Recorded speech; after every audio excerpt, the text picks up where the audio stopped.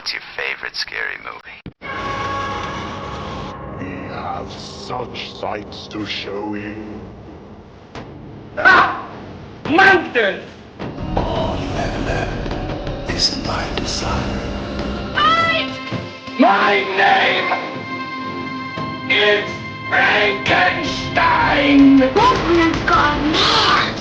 Oh, no tears, please. It's a waste of good suffering. See this? This is my boomstick!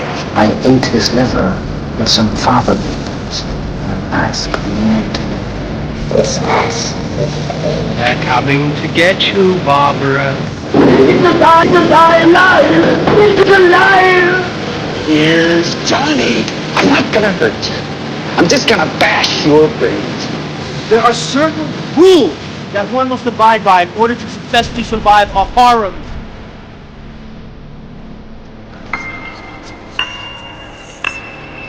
What's up, all you horror movie loving fuckers? Welcome back to another episode of the Fright Flick FMK podcast. As always, I am your host, Jay.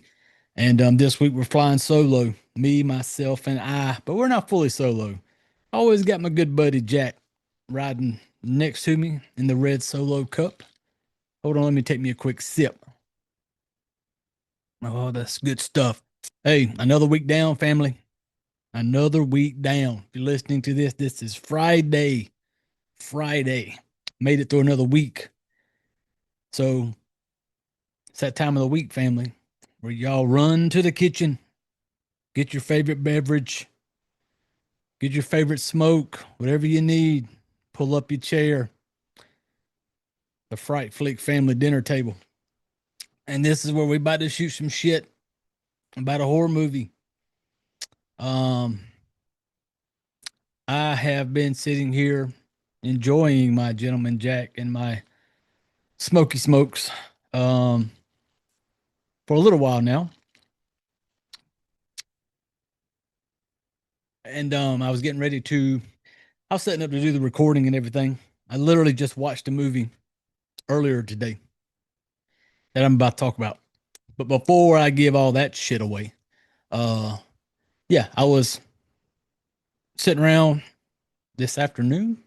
Yeah. And I was like, man, let me watch this movie and so I can talk about it. And I decided it would be a good time to go ahead and start drinking and smoking.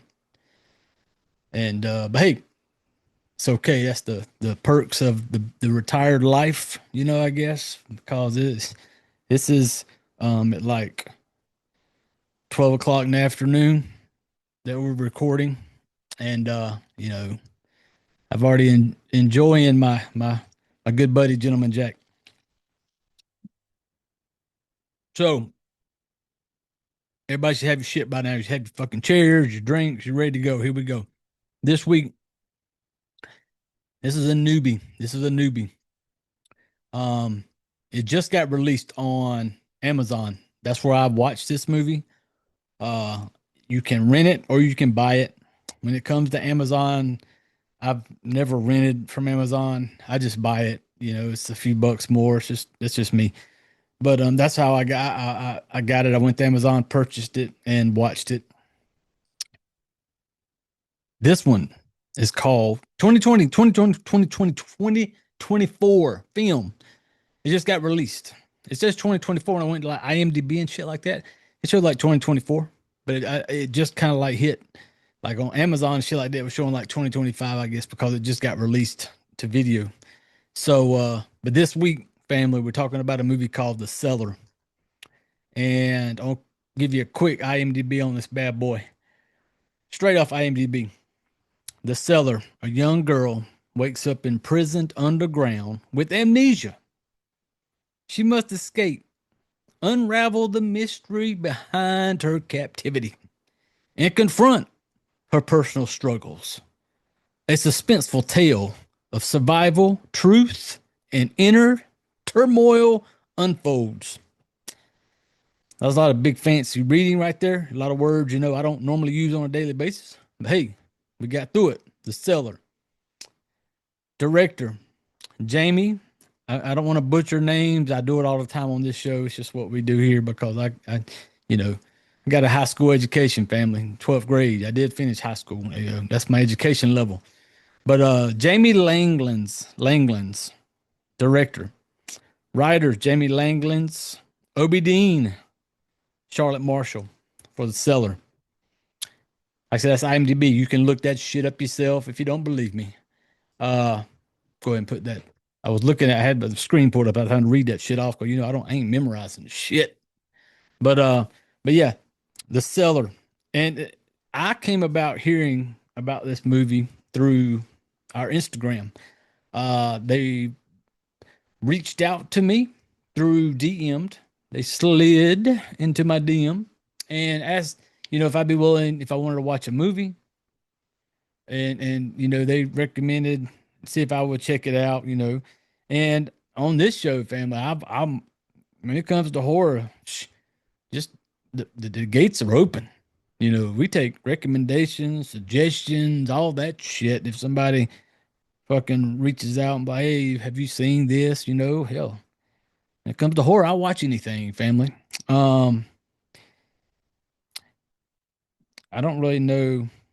Basically, through Instagram, all the links are going to be like their tags, whatever that shit's called, and links are going to be in the description. But the Cellar 2025 through Instagram reached out and recommended the Cellar. And I was like, hell yeah. It's basically for something I've never seen.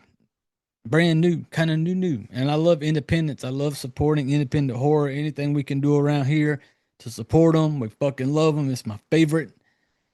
And so especially when it comes to indie stuff, reaches out to me and they're like, hey, here's this movie. If you want to check it out, and that's cool. That's so cool to me. It is something I'm very thankful for that I've had, people reach out to me and do that, because I'm a fucking nobody. I'm just we got the the coolest fucking podcast in the world, the Fright Flick Fuck Marry Kill. I mean, how that's just fucking cool. We got that, but here we are, just a little old, talking shit podcast that has fun with horror movies and drinking and smoking and all that other shit. Somebody reaches out and like, hey, I got this movie. Would you like to check it out? That's so fucking cool to me. I appreciate it. Anybody who's done that, thank you very much. I love that. I love independent. I love getting to watch movies that either are, maybe not out yet or some shit people ain't never heard of. I fucking love it.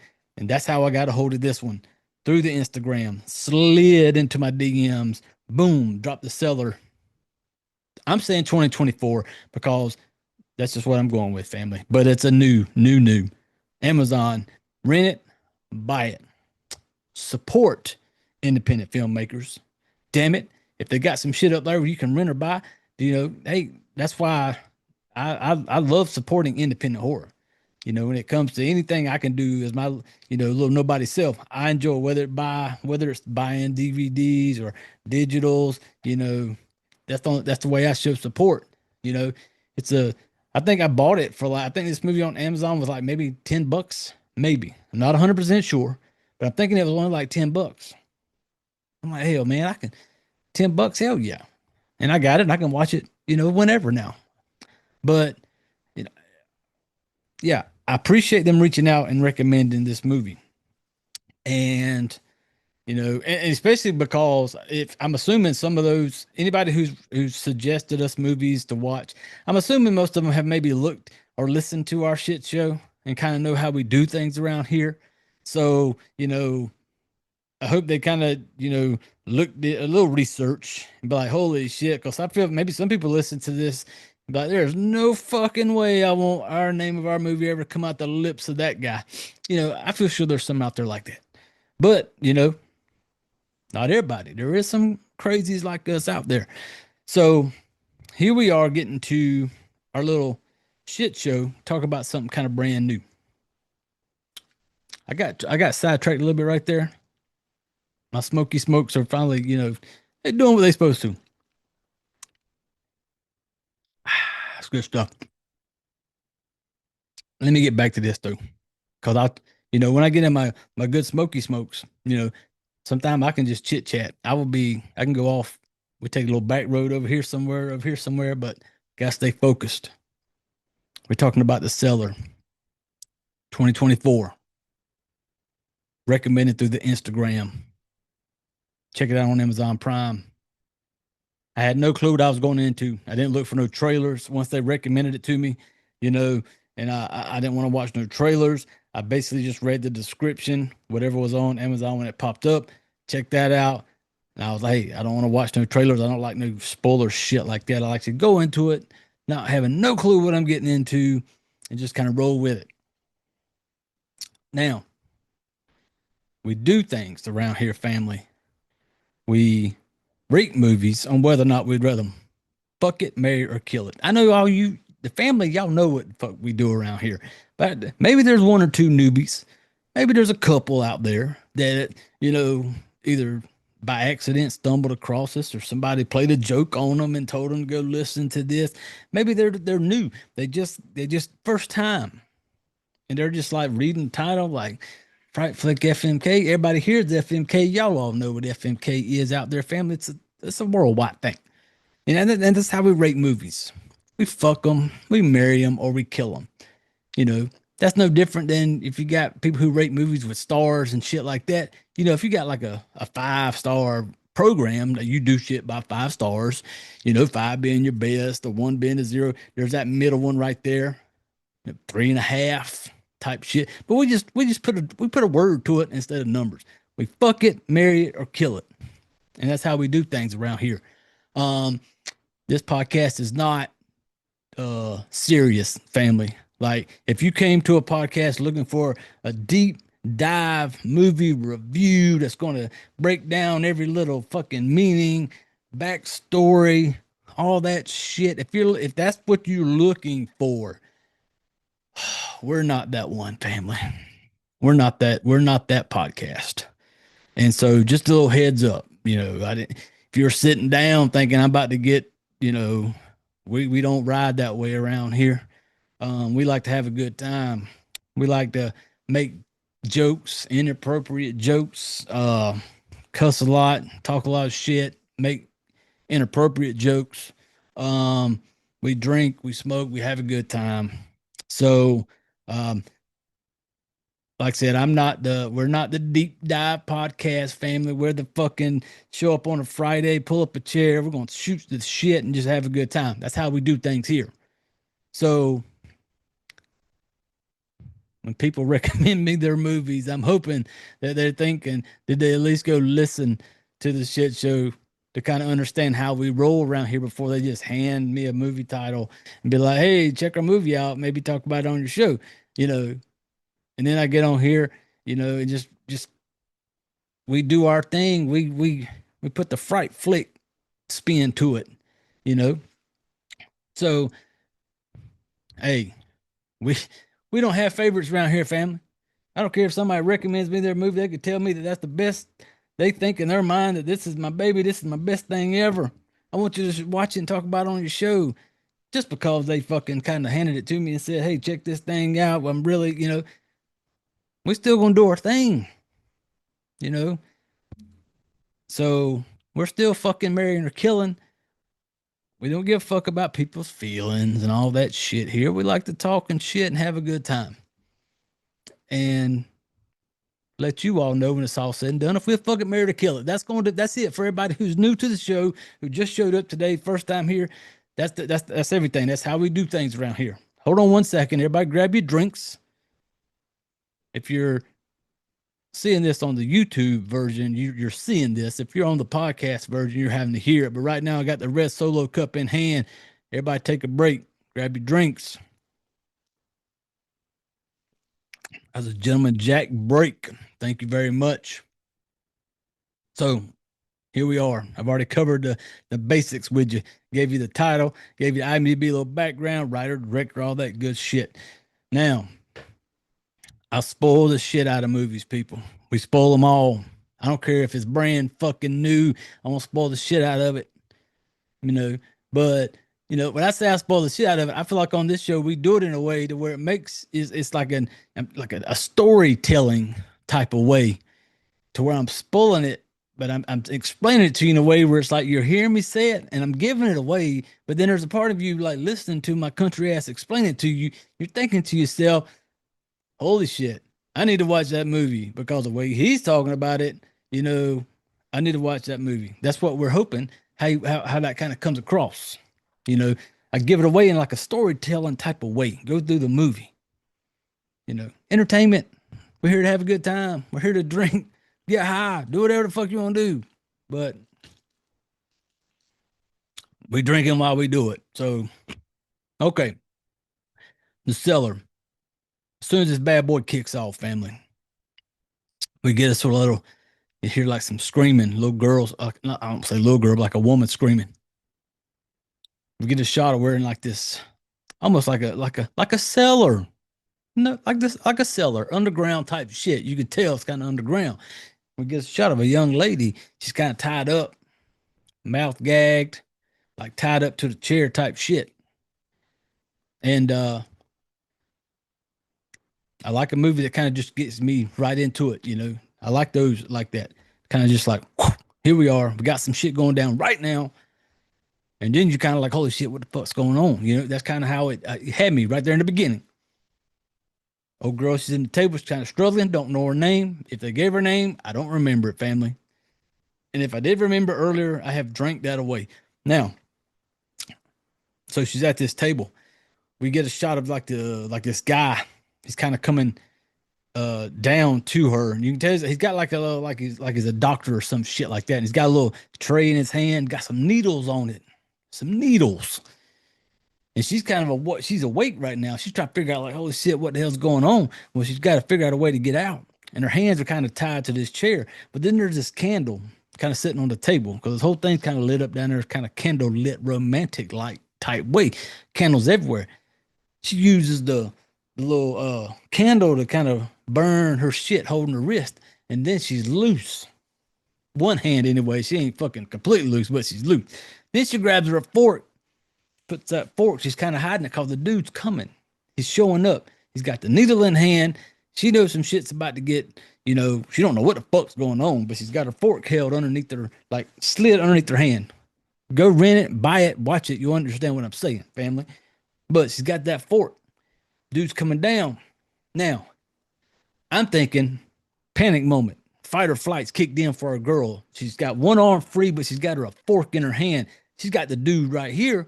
Like just showed up. He's got some needles on the fucking tray. Lights are going off in your head, girl. This ain't good because needles, you're in some fucking cellar. You don't know what's going on, but you got you a fork in your hand. So I'm thinking this girl about to go full on, like just forking people, just like come up, you know, as soon as it gets close to you, you fork the shit out of him. But then the doctor he's there. She's got the fork hidden. He's standing there. He puts his little rubber gloves on. He's official as fuck. The doctor is. I'll give him that. Puts a little rubber glove on one hand, other hand. Then, you know, I didn't know what was about to go down there. If it was about to perform a full blown fucking surgery. But I didn't know what was about to go down because he's got his rubber gloves on. Then he goes over and grabs his old COVID-19 mask. You know, we all remember those, family. Don't act like you don't. You remember the old COVID-19. He puts his little old mask on.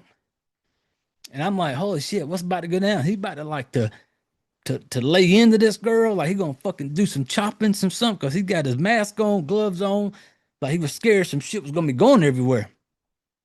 At the same time, her girl's awake. She's got the fork. Then I'm thinking, okay, he takes out needle and he does the whole thing. You see it in movies, everybody does it when they pick up a needle and they got to look at it and they kind of move it around a little bit. Then they kind of, if you have to be watching this on YouTube to see what I'm doing right now, family. But he's kind of got the needle in his hand and they do a little thump on it. They'll tap it a little bit. Then they'll squeeze it, shoot out a little bit, tap it. I guess to get the air out of it. I don't know. I'm not a smart person, but I always heard like some air. Maybe that air get in your blood veins, shoot to your heart. Game over type shit. I don't know. But he's got the little needle doing his thing. And then you can tell he's about to come at her because when he comes out with a needle, he grabs her arm then. And when he grabs her arm, that pretty much eliminates the use of the fork. But I'm thinking, like when I seen him with the needle and he just started edging a little close, like you had this fork in your hand. I would think he should be close enough, something where you could lunge and maybe catch him in the old neck with that fork. Just a quick little like, you know. And I'm thinking, okay, maybe she about to stab this dude with the fork. We about to get, but no, that didn't happen. She kind of sat there on the fork, kind of froze. Our dude came in with a needle. Needle goes in, and then you hear the fork kind of hit the floor, and boom, cut scene.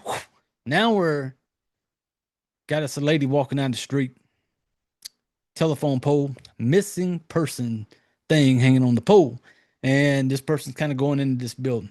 Now we see the missing person. Now you know what I'm talking about when I say missing person. People are all over the place, milk jugs everywhere else. Missing person. They kind of focused on it for a minute. I was like, okay, maybe this has got something to do with people being missing. That takes me back to old girl that was just in the cellar that had the fork that fucked up her only chance to get away. Now, when they get inside, there's this part where it's kind of like it's like a what they call it, like people go to like drug addiction and like alcohol addiction, like meetings, and this place looked like it was held. They made it sound like it was like a church center or something like that, because it shows in there, and we got us the guy sitting there, and they got like how they all circle around in the chairs and shit like that, and he's kind of, I guess they're waiting for people to finish coming in there, and this guy, his name's Gabriel, and he just looks fucking shady right out the gate. He just does. He's got that like little fucking pedophile look to him anyway, like kind of creepy.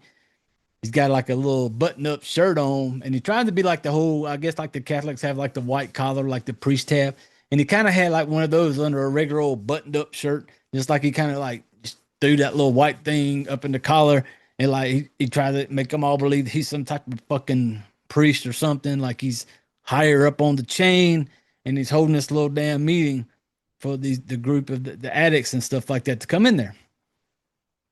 And you see as a couple of them trickle in, we get introduced to our main girl, Abigail.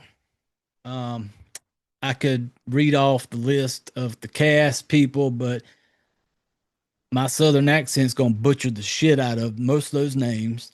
And because this is a UK film, there's a lot of names I would butcher them. And so just Google, go read them, you'll get it. But our main girl, Abigail, that's where we're at right now. Abigail, she kind of comes into the meeting and she's talking to a girl. And this one, and for me, this jumped out to me because the same director, he is also involved in another film called The R.I.P. Man, which I think is set to release in January of 2026. And the reason I know this is because the same ones who hit me up through Instagram sent me kind of like trailers and bits of the R.I.P. Man. And so I knew like they were involved in that. And so in this part of the cellar, there's a part right here where Abigail comes in and she's talking to a girl there. And the girl's like, I've been reading this book on the serial killer. And she's like, oh, what is it? And she hands her this little book, and it's the R.I.P. Man. And it's got the name. And I do want to look because I don't want to fucking, it has the name on the book, like who it was. I don't know if it was written by or whatever, by Rhys Thompson. His first name's R.H.Y.S. I know I butchered that, but it's like this book she kind of hands her, and she's like, oh, and she's showing it to her, like, oh, this is this serial killer book I'm reading. And that kind of jumped out to me. I noticed it because this same group right here who put me on the Cellar gave me the trailer to the R.I.P. Man, and yeah, there was something else I was gonna say about it, but I'm not, because I'm not gonna spoil anything about that one. But I seen that book and I was like, holy shit, that's pretty cool. And the guy's name's on it. And I like that part because I recognize it because somebody else would, who, if you're watching this and no clue, you're just seeing it as a book. But the RIP man, if you watch this and you see that part, RIP man coming soon. Now, she goes into the meeting and she's kind of sitting down and I've never been to those types of meetings, but they all kind of sitting around in a chair. And I guess, fucking creepy Gabriel wanted to be like, let's all go around and tell people about ourselves, that type of thing. And as soon as this kind of kicks off, you're like, okay, let's go. Because first we had our shot of the girl in the cellar. That shit kind of went down. Then bam, we out here in this little meeting. Then all of a sudden, bam, we're back in the cellar, people. We got us a girl in the cellar. We got a girl that she kind of wakes up. She's trying to figure out like what the hell's going on. And she wants to get out of there. But then because hey, there's a part in the beginning when this old girl, she wakes up. And I guess it's made like, I can't tell if it's supposed to be like super dark in there. I would assume maybe it is. But you see her kind of grab a rock whenever this person's at the door. She's got this rock. She stands with her back against the wall. I'm like, okay, something's about to go down right now. Now, they opened this little door that they had this girl captured in, has this door, but there's like another little door on it, like a little mini door, and you open it up and kind of look in there, see what's going on. And the little door opens, the room kind of gets a little lit up with the light coming in, but then we get a shot of, you just see this kind of mask, I didn't really know it was like a solid black mask, but when I seen it, I was like, holy shit, it's kind of like a little touch of Shredder from the Ninja Turtles. Then we're gonna bring in a little bit of the Mad Max. You remember that dude in the newer Mad Max movies with the fucking breathing mask on, that type of shit, Mad Max, Shredder, and some shit in this cool black mask. Damn, I said Mad Max. That made me think about the line, "Welcome to Thunderdome, bitch." Now, back to it. She sees this dude. You see this dude in the mask, and you just kind of like, I don't know what to think when I seen the mask. It was kind of a cool looking mask. I will give him that. He kind of comes in there. A girl takes the rock, and I get it. On this, we talk shit here, family, about just whatever. When this part, I find it funny, this part here, because the girl's got the rock. Dude comes in. She makes an attempt to hit him with this rock. Going to make an attempt. But holy shit, was it a bad attempt? It looked like she took this rock in like a fucking slow motion type way of like, I don't know. It looked so fucking fake when she like took the rock and she was going to like make an attempt to hit him and then he kind of misses it or whatever. I think it would have been okay to let her hit him with the rock. I mean, the dude had on the Welcome to Thunderdome mask. He had that big metal flicking mask on, so she could have. I figured let her get a hit in on him. Let him clonk him in the mask with the little rock she had. It wasn't enough to do anything. But then when she misses, he just kind of throws her on the floor. She does this little like half-ass fall on the floor, and right here, people, where I started kind of getting like. In the beginning, you had me. I was kind of like, what's going on? We got this girl, with the fork and shit. All that happened. Now we go to the little church. Bam! Now we're back in the cellar area again. Then we got this girl here who tries to fucking swing a rock, and I was like, and I love independent. But I'm not an actor, people. I can't write. I can't make movies. So I'm not hating on anybody that does this. This is just me having fun, and the kind of shit that goes through my head when I'm watching movies, Like I said, I can't do what y'all do. And that's why I appreciate it. And I love independent. And I have such a good time watching them. So this is what's going through my head when I'm seeing this shit. I see this little like half-ass like, try to hit him in the rock. He throws her, I just felt like I could fall down better than that. I feel like, with the little rock scene, let her make a good swing at him. You know, it was just slow motion. That shit. As I'm watching, that's what I'm thinking. You know, and that's how we talk about it here. Cause you know, if we're just sitting around talking like a movie normal, if you're sitting across me right now and we're talking about a certain part of the movie, I was like, hey, you remember that part of the movie in the beginning where she had that rock? I said, well, how'd that shit look? And then you can be watching it going, man, that shit look damn, could have done better. And that's kind of what we're doing it right now, family. I'm just talking. So she misses with the rock, throws her down. I'm like, okay, this girl's fucked. He kind of grabs her by the hair, picks her up, and he damn wraps his arm around her and kind of does like a little choke out thing, carries her out of the room. I'm like, holy shit. And then all of a sudden, bam, we shift gears again. Now we got another girl waking up in the damn, in a cellar. And then I'm just like, when she wakes up and she's kind of got this like, and you realize like, okay, this is the same girl. This is Abigail, the girl in the beginning, earlier on in the beginning, where she comes walking in there in this meeting and shit like that. And this is the same girl. And I'm like, holy shit, now we got our girl Abigail. Now she's down here in the cellar. What's going on? What's going on? We're along for the ride right now, family.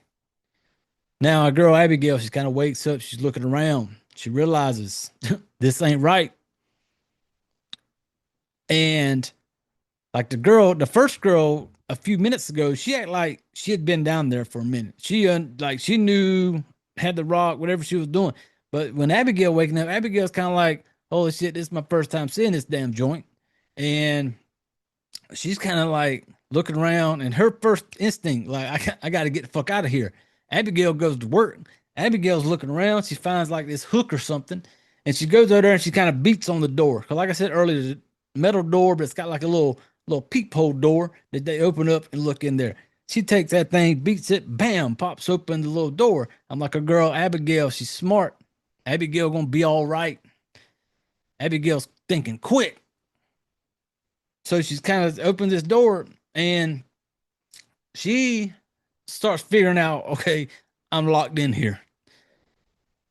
And the one thing in this part right here, because she's such a fucking quick thinker, and Abigail is she's ready to go.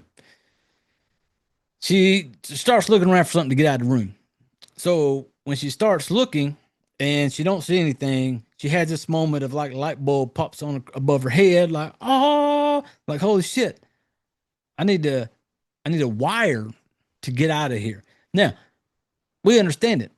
Some type of wire trying to pick a lock, but we didn't see the lock prior to her finding something to open said lock. You realize the lock's there after she, for me, I would like to know, like, what is she looking for? Like, how does she even know what's out there? How does she even know what she needs to be looking for right now? But smart thinker. She's looking around, can't find nothing. Next thing you know, light bulb, boom. I need a wire to pick that lock. Now listen, I even put in my notes right here. I've never owned a bra. I've never like bought or owned a bra. I've never worn a bra. So this part right here, I wasn't real sure. But she decides starts taking her bra off, and of course, like independent, low budget films. When I seen the bra coming off, I'm like, oh, here come the titties. Spoiler alert, no titties right there, people. Not that type of horror movie. So she takes the bra off, and then she finds there's like some chains on the wall, and she's like scraping the bra up and down the damn chains. And I'm sitting here going, what is she doing? Because like I said, never owned a bra, never bought a bra. I didn't know this. Taking bras off before, but she kind of tears open part of the bra, and then she's like pulls out this wire. I'm like, holy shit, there's a fucking serious like wire inside the bra. And I'm like, is that I guess that's what helps hold the lovely boobies up. Is that wire underneath? Maybe I don't. Hey, never owned a bra, never worn a bra, just remove some bras. Didn't know about this whole wire thing. Well, she takes the wire out, you know, and then she like reaches out through that little window and she's like, and you realize she's trying to pick the lock. Like, oh shit, a girl's like, okay, gonna use this wire to pick the lock. Well, she tries one time, comes back a couple times. Well, she's got to try to bend it.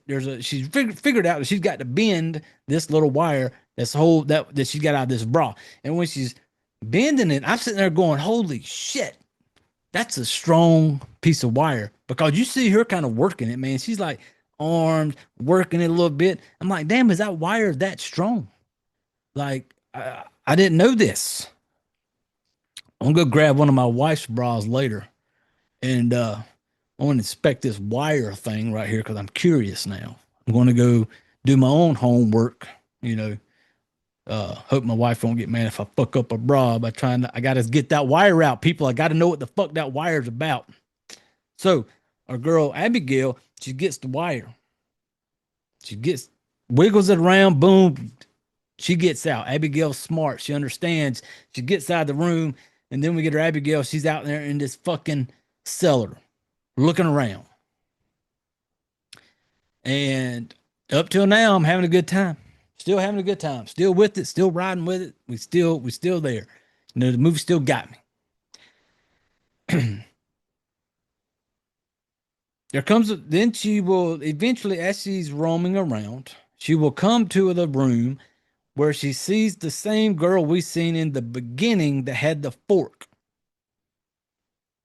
She also, no, I missed a part. As soon as she gets out of her little room, she goes to another door that's there, and same thing, opens up the peephole, sees a guy sitting on the floor, and you can tell he's dead. He cut his wrist, he's dead, suicide, killed himself. And as soon as it shows him, it jumps back to the little church area again with fake ass Gabriel and the group, and it's that guy, and he sits there and he starts telling his story, his addiction story and stuff like that. And so then after he gets done talking, bam, we're back. And then she, you know, and then on the floor in his own blood, he wrote some shit like, they will take your own soul. And I'm full blown confused right now, family, because I'm not the smartest guy in the world. You know, I need some shit to kind of line up like, you know, A, B, C, just falls into place. This one is not letting it fall into place right now. It's making me sitting there, I'm going like, what the fuck is going on? What the whole, they're going to take your souls. I got this dude killed himself, but he was just in this meeting. You know, you're trying to figure it out. My brain's working right now, family, trying to figure out what the hell's going on. Well, then after she sees this guy, she goes and she ends up finding the room that had the lady in the very beginning who had the fork. She finds her. She goes up to her, try to be like, hey, you okay? Kind of gives that little finger touch. Then she kind of pulls the hair back. It looks like her girl's fucking dead, because she kind of jumps back with that look of like, holy shit, I just seen a dead body type shit. She kind of jumps back. And then when that happens, her face is a lady that's also at that meeting with creepy Gabriel. Same girl. Now here we are back here with Abigail, back in the damn cellar again. And it goes on this part right here it was kind of drawn out to me. She's kind of wandering through this cellar, trying to figure out what the fuck's going on. And then during this, she sees this person who's got the mask on and shit like that. And I'm like, okay, is this person looking for her? Does this person know that she is loose?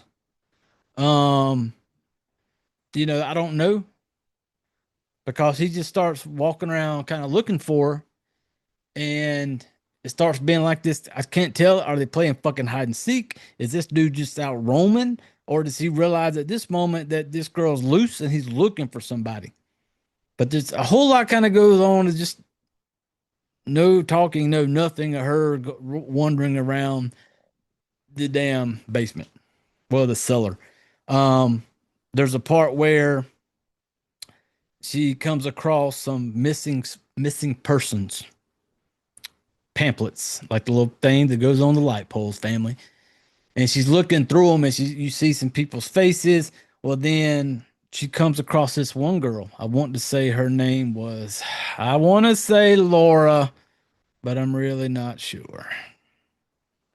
But anyway, the person she sees on this missing person thing, bam, it jumps to her in that same meeting, about to tell her story. She tells her story about drugs and addiction and alcohol, and how, coming to that center helped her. And so we're just kind of going back and forth. And then Abigail, there comes a point where Abigail thinks, okay, we're on our way out. She follows this same dude. And there's parts where she's like banging on a door, and as quiet as it had to be down there, how echoey everything fucking is down there. When she's kicking on this door, making this noise, I'm thinking like, oh, this dude, they got to know where she's at. Well, as she's kicking this door and making this noise, she stands there, and you see the dude with the fucking Welcome to Thunderdome bitch mask on walking by. And I'm like, did he not hear her? And he just keeps on walking. But then she decides she's going to follow him I hope maybe he's going to the exit. Because there's a point where she actually goes up some stairs, and you realize you're no longer in the cellar anymore. Abigail, we're one step closer to being out of this whole fucking shit show that you're stuck in right now down in the basement, because you're upstairs right now. You can tell when she's looking around that this is possibilities right here. Possibilities. And there's a point where she kind of looks at a door. You see the masked guy coming back towards her, and she kind of runs in a corner and hides. He kind of comes through there with a flashlight like he's looking for something. Like, now, does he realize that maybe the girl is out, or did he hear something? Because now, earlier, he was just kind of roaming around the cellar. Now he act like he's on a mission, like he's looking for something now. So he's got his little flashlight. Abigail's kind of ducking and dodging. She's fucking finding her spot to kind of not be seen. And okay, there comes a point where he goes into another door to keep on looking. When he goes in that door, I'm thinking to myself, those double doors you seen just a couple minutes ago, those are the ones. Maybe they lead to something. I'm going back out that double door. I am running like a bat out of hell, seeing nothing but the taillights through those double doors to see where the hell am I one step closer to the exit. Not a girl, Abigail. Abigail does not. Abigail maneuvers herself to this little spot. And when the dude went in one door, Abigail has maneuvered herself back to the door that goes down into the cellar. Abigail, look here, Abigail. Don't go back down the cellar. Don't go back down the cellar. Abigail, get through those double doors. Look for an exit. Abigail, don't listen. Abigail went back down to the cellar. Hid out for a second. Dude comes down there, kind of looks around a little bit, and he kind of goes back. But then she kind of starts going back down into the cellar. And I'm not going to lie, this is kind of where I got a little bored right now in this movie, because they go on this little game of hide and seek type way where she's looking around. Thunderdome mask, he's looking around. She's like, it's almost like there's certain times where she's trying to follow him. There's certain times where he's trying to look for her, and she kind of drops off in a little spot. And I'm sitting there going, these had to be the worst. This dude in the mask, the worst player at fucking hide and seek when he was growing up. The worst. I bet he never found nothing, because this dude in the Thunderdome bitch mask walking down through there, there's a part where she's kind of like up in a little part of the wall, and she's kind of sitting there, kind of hiding. He's coming out there with a flashlight. I'm thinking to myself, you see this. You have to see there's this opening right here. And if you're a good hide and seek player, that might be where you want to kind of flick your light up in there just a little bit. Just a quick little light, flick it up. Boom, you would have had Abigail. No, not this guy. Not this fucking never heard of hide and seek person. He just kind of starts going about a different direction. And then that allows our girl to kind of follow him along. And it's like this long drawn out, and maybe it was done for a reason. And maybe somebody, a lot smarter than me, maybe they kind of, I don't know. This is just from me. And that moment when I'm watching this, the one thing that I say if I do in a movie, it kind of hurts it. I went to my phone. I went for my phone while I'm watching this movie when she's kind of going back and forth in this basement, or not basement, but the cellar with this dude. I'm like, have my phone in my hand. Here it is, just like this, people. Have my phone in my hand. I'm just kind of looking. I'm just like, it's not good. It got drawn out to me. I got tired of this game of hide and seek down there. And there's parts where she starts following him. And I'm thinking like she's so close behind him or so close. Like I was thinking like, you got to hear the doors closing. You got to hear this shit going on. And it just doesn't. And I'm like, I'm not gonna lie. This to me was the worst part of the movie. This drawn out little thing that goes on down in the cellar with these two idiots. That's just how I'm thinking. So this was the worst part for me. I went for the phone. I got bored right here, family. I got bored. You had me kind of figuring out like what the hell's going on. We're going back and forth. We got fucking people, bodies. Then we're back here in the chapel with fucking pedophile Gabriel. And now we're back here, back and forth. I'm going, what's going on? But then I got kind of bored when you left me down in the fucking cellar watching Abigail and fucking Mad Max dude, try to find each other, whatever, I kind of lost in that part. There comes a part where she eventually is going to find an elevator to get out of there. Same elevator you see it in the very beginning. Elevator. Now here's our way out. She gets an elevator. There's some other shit that goes on. There's a part where she's uses her shoestring to tie the door shut to stop this full-grown person from getting through this door. Strong ass shoestring. He's like beating on the door. She finds the elevator. She goes up the elevator. Bam. This is it. Now we're back out of the cellar again, Abigail. You were out the first time. You went back down there. Now we're out the second time, Abigail. Now, elevator door opens. We're thinking, okay, maybe we're about to go somewhere. Fuck no, you ain't going nowhere, Abigail, because we got a girl standing there with these fucking big, massive, red and orangey kind of cat eyes is what it looked like to me. Like big cat eyes. And she's standing there, and she comes at her with the old needle just straight into the neck. Boom. Abigail goes down. Abigail's kind of looking around like she knows, like kind of paralyzed. And you can sense that Abigail's about out. Abigail gets picked up, carried off. It's like, oh, shit. And then Abigail wakes up back in the cellar. Damn it, Abigail, we are back in the fucking cellar. Hold on one second, everybody. Family, reach over, grab your drinks. Gentleman Jack break. Thank you very much. She's back in the cellar, people. It looks like we were in that same room earlier that our girl in the very beginning had the fork. Long table. She wakes up. She's on one end of the table. She's not tied down, though. She ain't tied down. I'm sitting there going like, why ain't our girl tied down? Like, what the fuck's going on?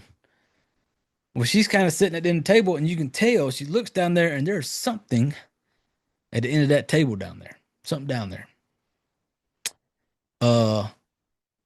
I'm like, she goes down there, and I'm assuming it's just some other girl that we're about to get another story to. That's going to flash back to the little chapel place, and she's going to tell her story. But when Abigail gets close to her, as she's getting closer, I'm like, hold up.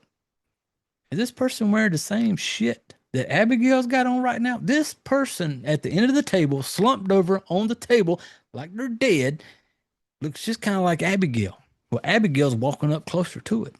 Abigail reaches over, takes the hair, kind of pushes the hair back, and then like, holy shit, it's like she's seen herself. Then I'm kind of back right now. You know, you got me past that fucking cellar scene. Now I'm kind of back though, because right now I'm going like, holy shit, our girl Abigail just seen her own self, you know, and I'm like, okay, shit's about to pick up.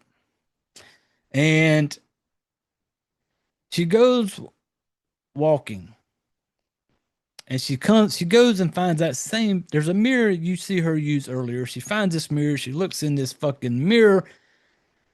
This is after she sees her dead self at the fucking table. She's out walking. She goes and finds, you know, this mirror. She looks in the mirror, not sure why. I don't know what kind of made her think I need to go look in the mirror. But when she goes to the mirror and she looks in it, she's got those same red big cat eyes that her girl had a few minutes ago at the elevator. And so when she sees that, she kind of stands up, passes out. Abigail, back in the cellar, sees herself, big red cat eyes, passes out. Like, holy shit, Abigail, where are we going now? What part of the cellar are we going to be in now, Abigail? But we are not. Abigail wakes up. And when she wakes up, it's almost like it was a bad dream, because she wakes up and she's breathing a lot, really heavy breathing, like heavy breathing that I feel like went on just a little bit too long, or maybe it was just a little bit too heavy type of heavy breathing. It just kind of, I noticed it. I noticed like, holy shit, she's still breathing that hard. Like, has this girl ever done any type of cardio in her life? Like, she's like, like she's out of breath, people. That's like this. And she woke up like, holy shit, it was all a dream. You know, that's what I'm thinking. And she kind of wakes up and she's looking around this room. And it's like this old, kind of older, like old Victorian type shit where everything's got like, it seems like flowery type shit all over it, you know. And she's kind of looking, she's walking around the room, waking up. And when she goes over to like this little closet type thing, little closet, she opens it up. Hanging in the closet, people, is a little black robe and a Thunderdome mask, just like the one she's seen earlier. And I'm like, holy shit, is this some type of weird fucking cult? Because now they've wanted Abigail and all these other people. Did they die because maybe they tried a needle shot on them and they didn't get the big red eyes like the other people? They died. And so maybe Abigail was part of this, like, you know, plan. We gave her the shot. She's waking up. She's got the red eyes. She can now be part of our cult. She gets her own Thunderdome mask. Like, is this what this is? Is this a cult? This is where I'm at right now. And I'm like, holy shit, what's going on? She sees it. And then she kind of shuts it. Like, she don't want nothing to do with that. Don't really blame her. Then the phone rings. There's a phone ringing. And I knew when it showed the phone, they showed the phone when she first woke up. And at some point when they kind of show it to you, and I'm like, that bad boy's going to ring in a couple minutes. And of course, yes, it does. Bam. Phone rings. She kind of looks up.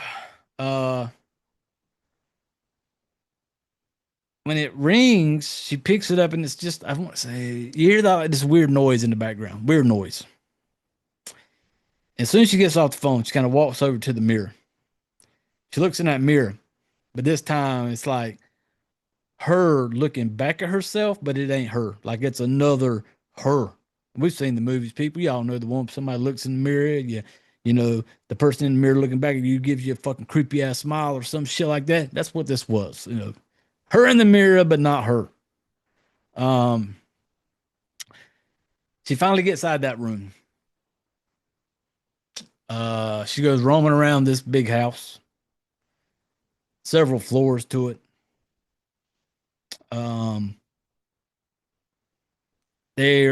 She comes into a room at one point where she's in, and what made me really think cult, because she opens up this little like armoire type thing, and it's got like candles lit, this little weird creepy thing hanging in the center with this weird creepy shit on the side. And I'm like, cool. That's like a little fake ass altar or whatever. You know, I'm sure at this moment I'm going, this has something to do with fucking pedophile Gabriel in the fucking beginning. At some point, I'm thinking Gabriel. Now, but then it gave me the answer to Gabriel because, well, I thought I knew the answer, I'm assuming, because when she sees this, she looks on the floor and she picks up a necklace that has a cross kind of like pennant type shit on it, like a cross necklace. And when she picks it up, I'm like, cross, what the hell's going on? But then I remembered pedophile Charlie, Gabriel, I mean, in the beginning, he's got a little necklace on. You see it with his little fake ass priest collar that he's got, like he's trying to fool everybody. And then he's got like this necklace. I'm like, oh, wait a minute now. What if that's the same necklace that's on old Gabriel? What if Gabriel's got something to do with all this?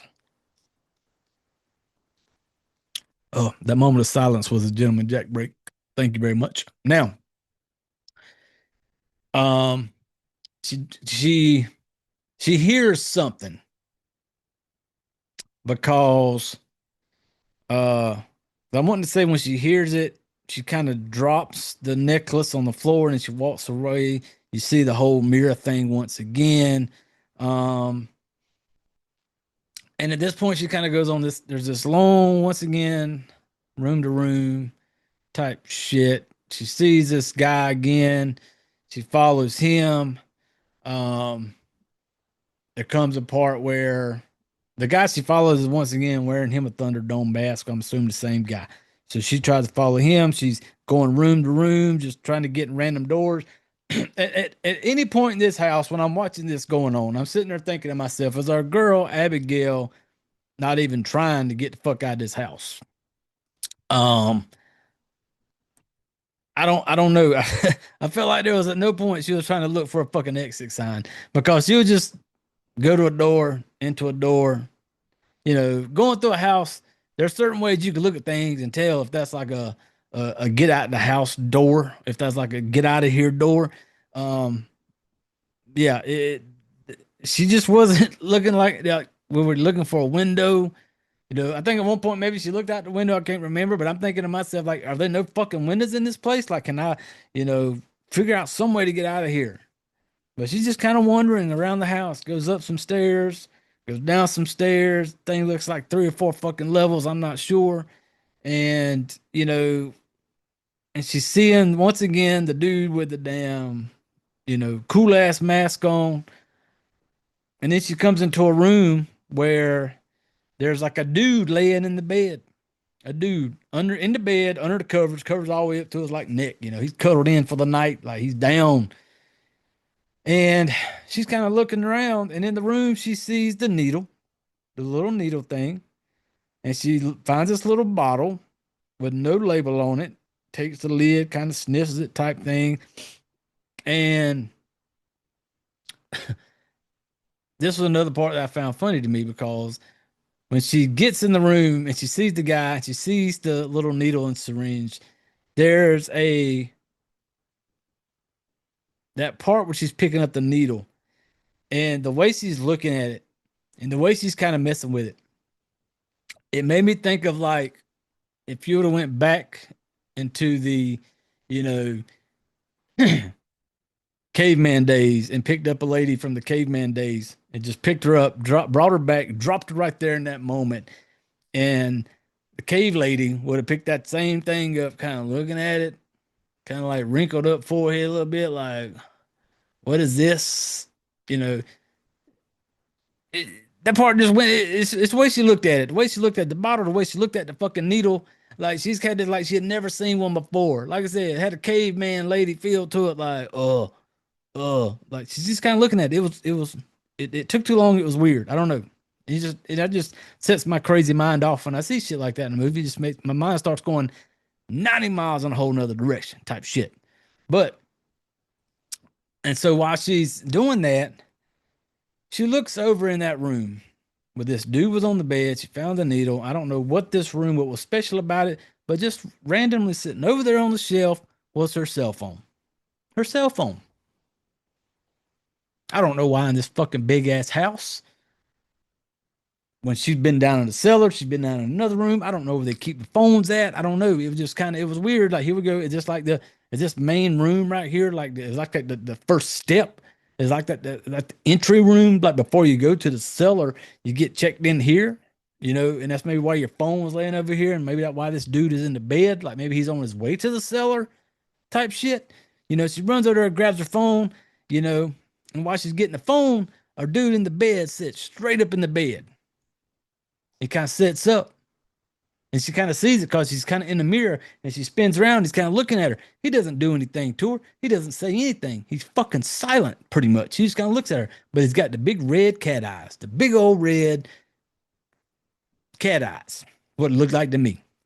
And so she sees it. She kind of like makes her way out of the room, getting out of there now.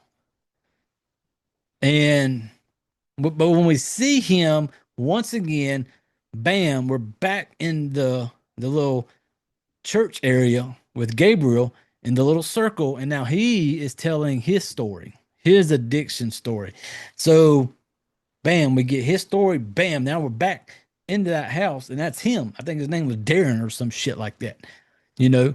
And when she gets out of that room after he kind of sits up in bed because he don't say shit, and she kind of goes into another room. And now I'm thinking to myself, this is a really good time, Abigail. We should be looking for an exit. We should be looking for an exit, window, anything. Abigail goes into a room. Abigail is looking through some damn drawers in this room, like a little nightstand type, chest of drawer type. I don't know what you call it, but she's like looking through there. You know, she's got her phone and shit. But the thing with her, when she gets her, I think when she runs out of there, I think she's going to try to call the police. Because when she got her phone, I was like, if this old girl don't dial 911 right now, I want to turn this fucking movie off. I was like, she better dial 911. And her girl does. Her girl Abigail, she's a fucking trooper, man. Since moment one, Abigail's been on it. Abigail gets in this room, little corner, calling the number, calling 911, but the phone ain't acting right. The phone's doing some funky ass shit, almost like they got like some high tech damn cell phone blocker up in this damn big house.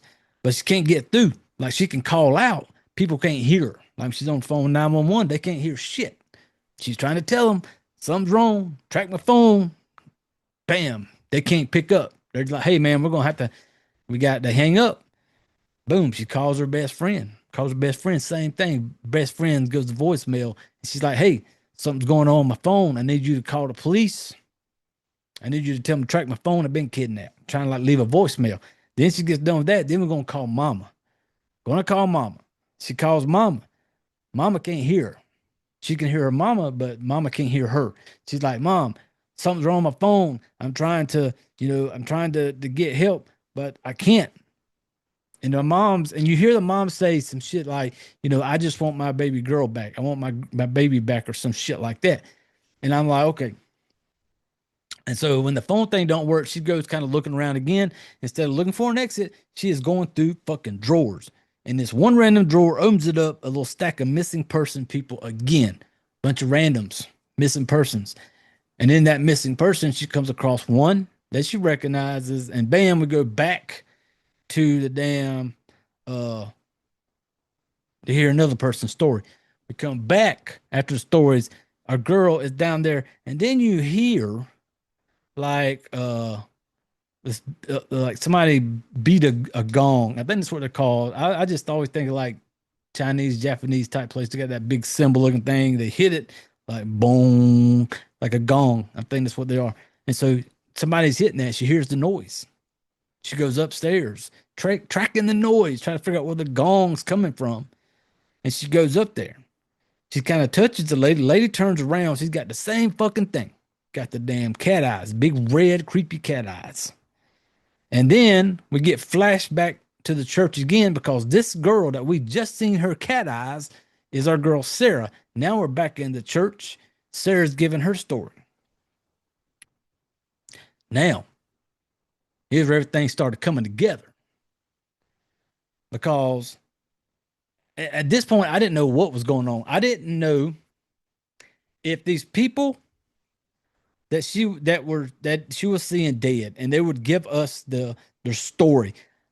I was wondering, is this the same meeting that Abigail's sitting in on, or is this just them giving us random people's? This is how they ended up in the cellar. This is how they got here. And because every time it would give the little interview or the person talking, they'd give you a really close up shot of the person, but nobody in the room. You could just see them talking. So I'm going, is this just random moments that these people are in this little meeting, and at some point they ended up in the cellar? Because I was wondering, because there are missing persons papers, missing persons. A couple times she finds them. And I'm sitting there going, when I'm seeing these missing person things, I'm going, well, these people telling this story, and Abigail is down there with them. If Abigail is in this room with this same group of people telling their stories, if Abigail is part of that group, then I'm sitting there going, well, how is there missing person stuff out already? Like, how is this possible? Because every one of them in that meeting are saying that they were clean. They have recovered from the being an addict and stuff like that. They were there because that place helped them. And I'm sitting there going, well, it was confusing the fuck out of me, people, because I'm like, is Abigail there? Is this all the same group? Were they all in there together? Was she recognizing these people when she's seen them because they were all in there together? Or was it just randoms that were just coming in there? Because I couldn't figure out, why is there a missing person thing on all a couple of them that it shows, and we get their story. And I'm going, now, if Abigail was in there with them, how long has this been? How long? Because they are missing persons, pieces of paper.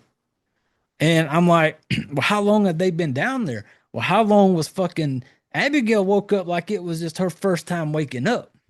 But yet Abigail's finding these people and finding these missing persons shit, and if they're all in there together. And I'm like, what the hell is going on? And then we get this final shot with Gabriel doing his little like, hey, we had a good meeting today, people.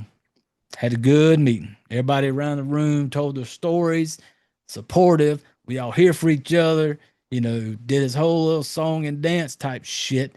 Then he says he wanted to do something different. He wants to do this thing where it's kind of like where they take the whole, like, flesh of the flesh, blood of the blood of the Lord, and before they leave. And then you see the dude come walking in with the glasses. The same dude that was in the very beginning, that guy comes in holding some cups and shit. And he comes up, and at this moment, it's Abigail. You see Abigail, first one. And I'm go, holy shit. This is basically the whole time you're just telling us the story of how Abigail got shoved down into the cellar. Everybody else just kind of like parts and bits of it, And I'm like, okay, and so he comes out there, he's got the little cup of water. He basically tells her, because she's kind of sitting back, kind of like, I don't know, which was smart, Abigail. Abigail was smart through most of this movie. But just some random dude comes walking out with some fucking cups of something and some bread, and you're just going to fucking take it. And I'm just like, what are we doing? Well, he comes out and he looks at her. He's like, oh, it's just holy water and bread type shit. Well, she takes the cup. Abigail still got the close up of Abigail, gets her cup, gets a little piece of bread. She takes a little drink of the water, supposed to be the holy water. Next thing you know, something ain't looking right.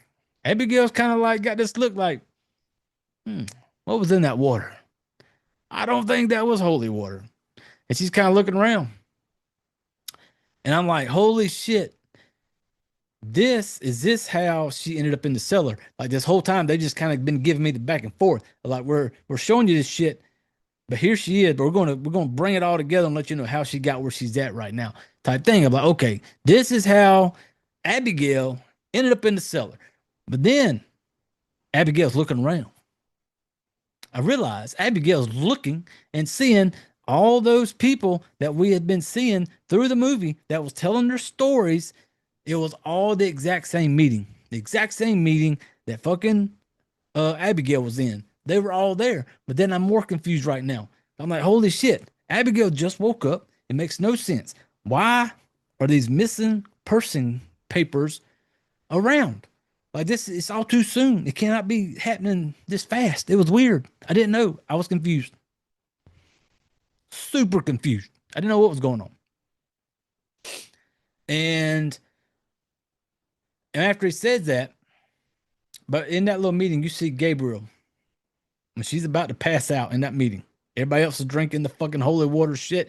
She's about to pass out. She's looking. Gabriel kind of takes his glasses off. He's got those deep black, you know, them demon eyes. They always use them in movies, the little dark ass demon eyes. And he's got the little dark eyes and shit like that. And and then all of a sudden we're back in the house where she had just ran up to the sound of the gong. And she's got that girl standing there. And while she's standing there, other people show up. Other people. The guy with the glasses, the one who gave her the holy water, he shows up. Gabriel, top of the stairs, he comes down. Still got a little fake ass I want to be a priest thing on. But then he's got two other people standing there. I didn't really know who they were. So like a little group of them down there talking to fucking Abigail. And they're like, welcome to your new home. You know, and Abigail's like, this ain't my home. I want to go home. Like she wants to leave type shit. And they're like, you're home. This is it. You're home. And they start telling her, like, we have cleansed you of all your demons. They're gone. All your pain's gone. Everything. You're free. And I'm sitting there going like, I don't know what the hell is going on. Hold on. Everybody grab your drinks. Grab your drink. Gentleman Jack break. It's delicious. Now, where the fuck was I? Oh, yeah. She wants to go home. They're like, you're home. We did away with your demons. You're straight. You're good. And they basically, she's like, I want to go home. She don't want anything to do with any of this. But they're telling her, they keep saying, you came here. You asked for this. Like you asked for this. I'm going like, what the hell is going on? And she's still saying like, I got family. I got friends. They're going to come looking for me. I just want to go home. And, you know, they're trying to like be like, no, this is it. Because the one lady comes over there, got the little black cape, going to like put the little black cape on her. And she's kind of like, no. She's like, I don't want any part of this. She just wants to go home. And the one dude says to her, he's like, okay. Like at first it was like, you're home. Now she's made her choice. I don't want to stay here. I want to go home. Dude looks at her. He says, okay. But you will regret it. Lady comes up, shot into the neck. Out she goes. I'm like, oh shit. And then I think she wakes up.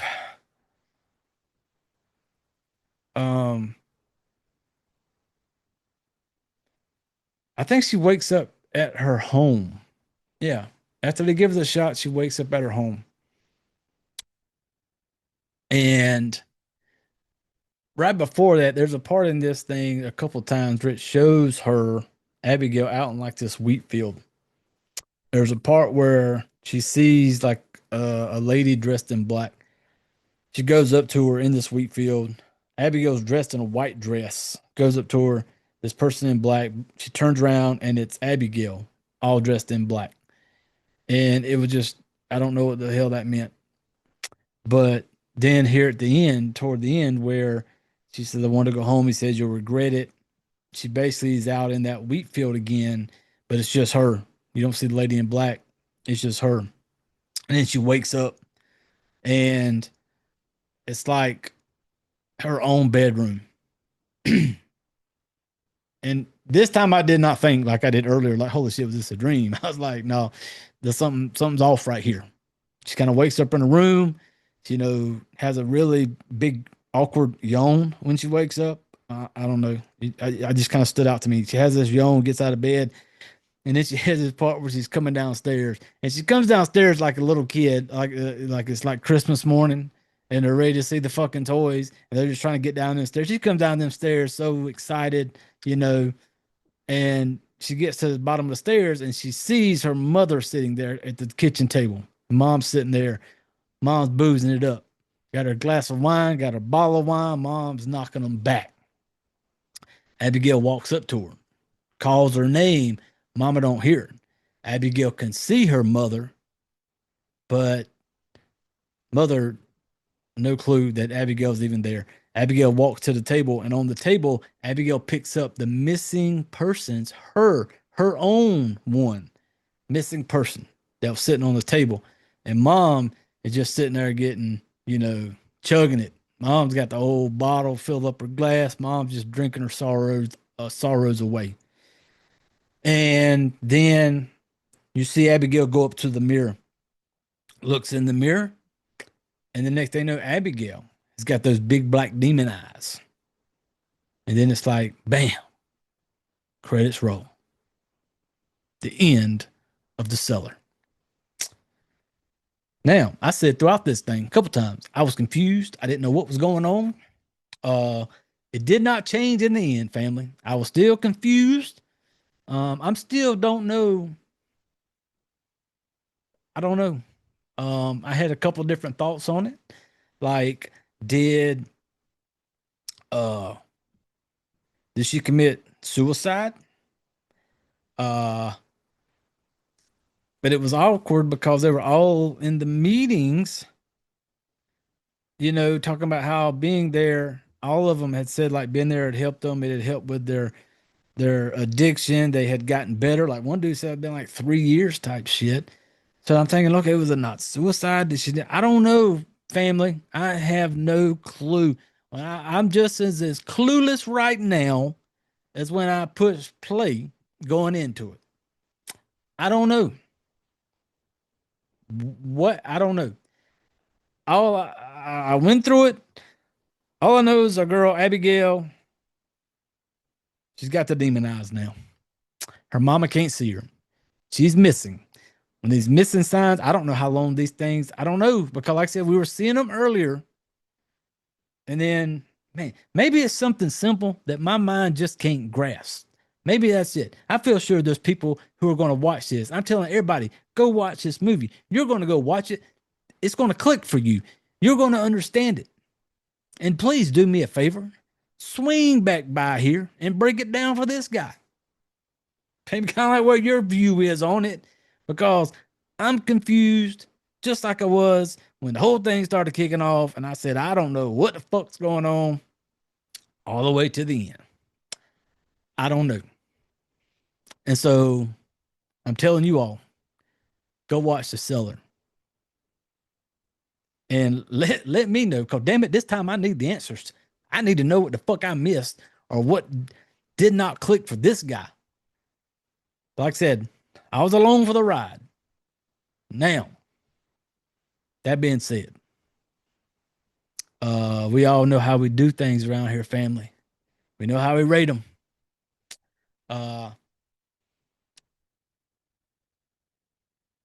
When I got into it, man, I was with it in the beginning.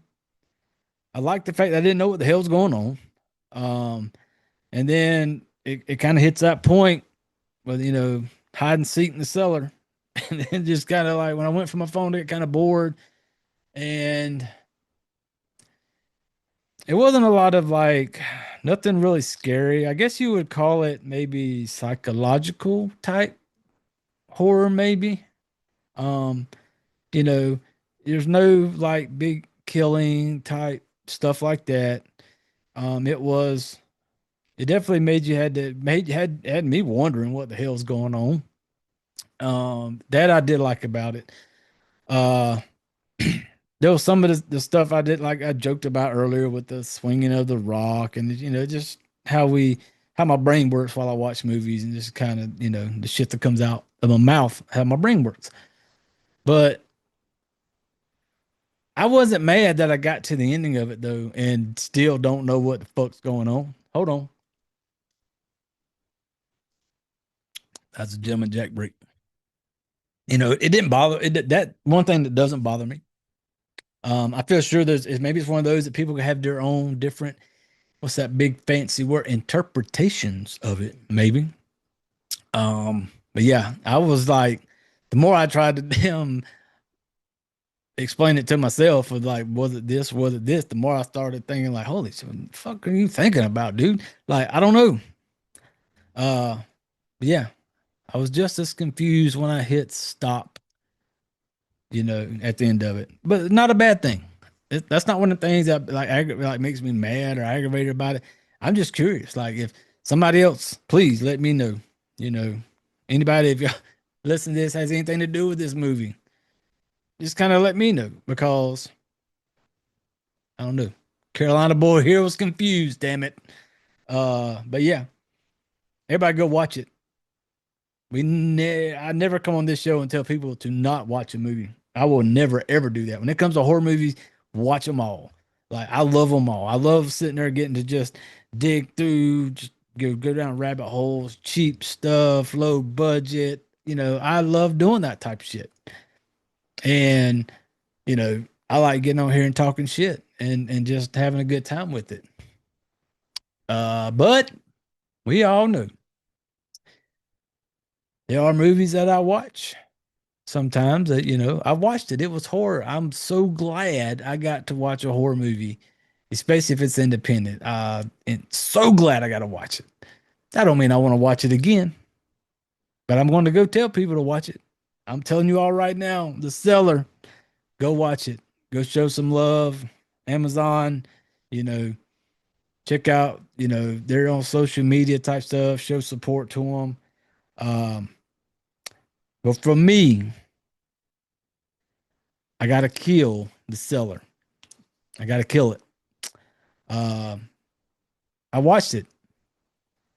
I was confused, and that's not why I'm killing it. The fact that I even now don't know what it all was. I don't know. That doesn't make me. It's just one for me. It's just one of the movies. After I've seen it once, I'm not going to want to watch it again. That's me. That's how we do it. It's a kill. I seen it. It's the sea donkey. That when you seen it at the club that night, all your friends was taking something home and you didn't have nothing yet, so you just grabbed that one, took it home. You did it. Woke up the next day. You did it. Then you're just trying to figure out a way to get the hell out of there and hope you never see it again, type thing. That's how we rate them, people. It's a kill. Glad I watched it. I'm telling you all to watch it. Have your own opinions. Let me know if y'all figured it out, because I didn't. But like I said, have your own opinions and show support. I fucking love independent horror. I love getting to watch movies like this. And I love getting on here and just talking shit and having a good time with you all. Fucked up family. But that's going to do it for another episode of the Fright Flick. Fuck, marry, kill. Another episode down. I don't know what's coming next week. I'll decide that in the next couple of days. Me and John there's a couple on the list that me and John are definitely going to do. Just don't know when yet. So we'll see. But I just want to say thank you to everybody that sticks around and listens to this shit show and listens to us have a good time. I appreciate the support. I appreciate anybody who has stopped by and subscribed on the YouTube channel. Appreciate it. We're still trying to get to 500 people. 500, we're doing a live show. Me and John going live, YouTube live for a show once we hit 500, because to me, that's super cool. I feel sure there's, bigger than whatever. I think it's super cool that 500 fucking people subscribe to this shit show, and show support and want to be part of the fucked up family. So I appreciate it. I appreciate everybody who listens on the podcast side of things. Go leave reviews, leave comments, swing by the social media. We on Instagram, Facebook. Listen, if you go to the Facebook, my Facebook, 90% of it is just me memes, man. I like funny ass shit. You know, I joke about anything. Nothing's off limits for me. You know, and so if you stumble past the Facebook page, he's got these memes that make jokes about fucking retards or other shit. Whatever it is. That's just I have a good time. Fuck your feelings. But I appreciate your support. Appreciate anybody who listens along. I appreciate the family. Now, we all know what time it is, people. We have reached that time of the episode. That time of the week. Where I need y'all to reach over. Need to gather up all your shit. Need you to grab your drinks, family. Grab your drinks. Go put your chairs away. Put your drinks up, everybody. Everybody, one last sip together. One last. That's a Gentleman Jack break. See you all next time, family. Stay fucked. And y'all get the fuck out of here. What's your favorite scary movie? We have such sights to show you. Monsters! All you have left is my desire. My name is Frankenstein! One's gone mad. Oh, no tears, please. It's a waste of good suffering. See this? This is my bullshit! I ate his liver with some fava beans and ice cream. It's nice. They're coming to get you, Barbara. It's alive! It's alive! Here's Johnny. I'm not gonna hurt you. I'm just gonna bash your brains. There are certain rules that one must abide by in order to successfully survive a horror.